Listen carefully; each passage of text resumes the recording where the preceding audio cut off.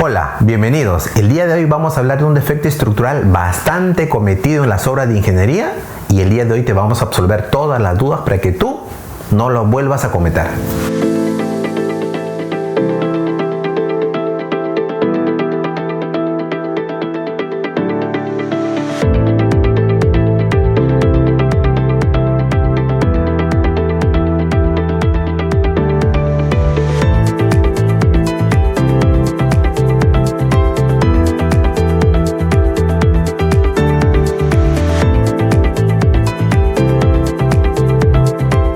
Tenemos aquí otra fotografía en la cual se puede apreciar una falla interior de un colegio en el cual dos columnas por lo visto han fallado por columna corta, ¿no?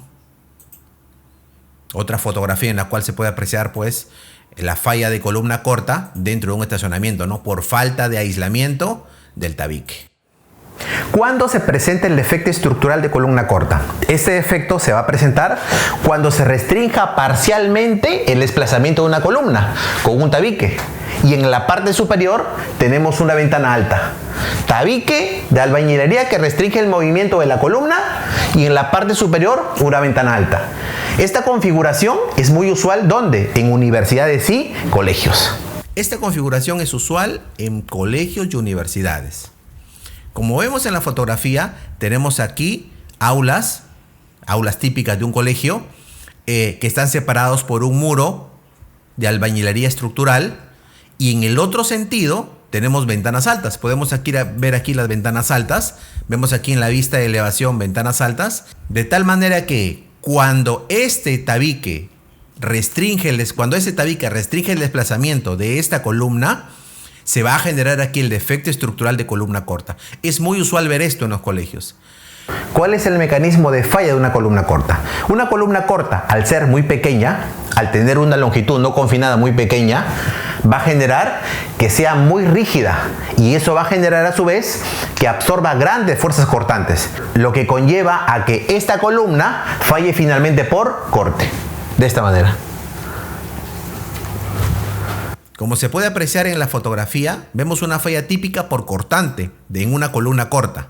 Esta falla por corte es una falla frágil y otra característica es que el ángulo de inclinación de la fisura con la cual comienza la falla por corte es aproximadamente 45 grados. Si nosotros comparamos el comportamiento de una columna que no tiene ningún tipo de confinamiento lateral, como esta columna, la comparamos contra una columna corta que está confinada entre tabiques de albañilería, esto va a generar que cuando venga un sismo, el diafragma rígido que es el techo se va a desplazar lateralmente y va a aplicar deformaciones iguales para cada una de las columnas. Pero ¿qué es lo que pasa con nuestra columna corta? La columna corta va a concentrar una deformación en una menor altura comparada contra una columna que tiene toda su longitud libre para moverse lateralmente. En este caso, esta deformación es absorbida en toda esta altura H1. Y en ese caso, toda esta deformación es absorbida en esta altura H2. La columna corta absorbe esta deformación en una menor altura comparada con esta columna. Y eso va a generar que esta columna falle por cortante, ¿no? Esta columna falla por corte. Al analizar estas curvas de fuerza cortante, desplazamiento para cada columna, en este caso en el primer gráfico tenemos el desplazamiento de una columna larga y en este caso tenemos el desplazamiento de una columna corta. Como podemos ver en el gráfico, en este punto tenemos aquí el punto de falla de la columna para estos dos casos, para cada caso. Y fácilmente podemos ver que para la columna corta, la deformación en la que falla es mucho menor que la deformación para una columna larga. Con lo cual puedo concluir que una columna corta tiene un comportamiento frágil frente a una columna larga que tiene un comportamiento dúctil. Solución para la columna corta. La solución más eficiente es justamente aislar el tabique de la estructura principal, que en este caso vienen a ser las columnas de concreto armado. Aislar el tabique, arrastrarlo, colocarle columnetas con la finalidad de que cuando la estructura principal oscile o se mueva, no interactúe con el tabique para evitar de esta manera la columna corta. La columna corta es un tipo de defecto estructural que tiene una falla frágil.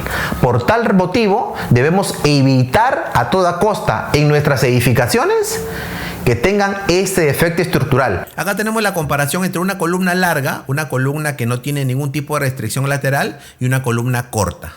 Como podemos ver ahí, largamente, si nosotros analizamos la curva fuerza cortante absorbida por la columna y el desplazamiento lateral de la columna, podemos ver que la columna larga describe un comportamiento dúctil, un comportamiento bueno ante un sismo severo, mientras que la columna corta describe un comportamiento más frágil, un comportamiento indeseado en las estructuras de concreto. Por esa razón es que debemos descartar la formación de columna corta, porque nos puede conllevar al colapso completo de una edificación. Se sabe que si la junta sísmica que existe entre el tabique de albañilería y la estructura principal es menor que 3 centímetros, indefectiblemente se va a formar la columna corta. Como recomendación, la junta que se debe dejar entre el tabique y la estructura principal tiene que ser mayor a 3 centímetros. Se puede apreciar aquí en la fotografía que aquí hay un tecnopor de separación, pero el ancho no es lo suficiente. Si bien es cierto, el tabique está aislado físicamente por un tecnopor o por un material deformable, el espacio no fue suficiente. Y como se puede apreciar en la foto, indefectiblemente aquí la columna corta se ha formado, a pesar de que el tabique, como pueden apreciar aquí, está aislado. Aquí se puede apreciar una junta de tecnopor, pero a pesar de ello, la columna corta se ha formado. Esto se debe a que la separación no es la adecuada.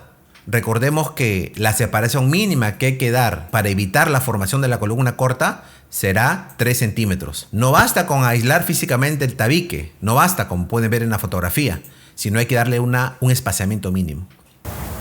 Si te interesa nuestro contenido, suscríbete para que recibas notificaciones cuando subamos nuevos videos a nuestro canal.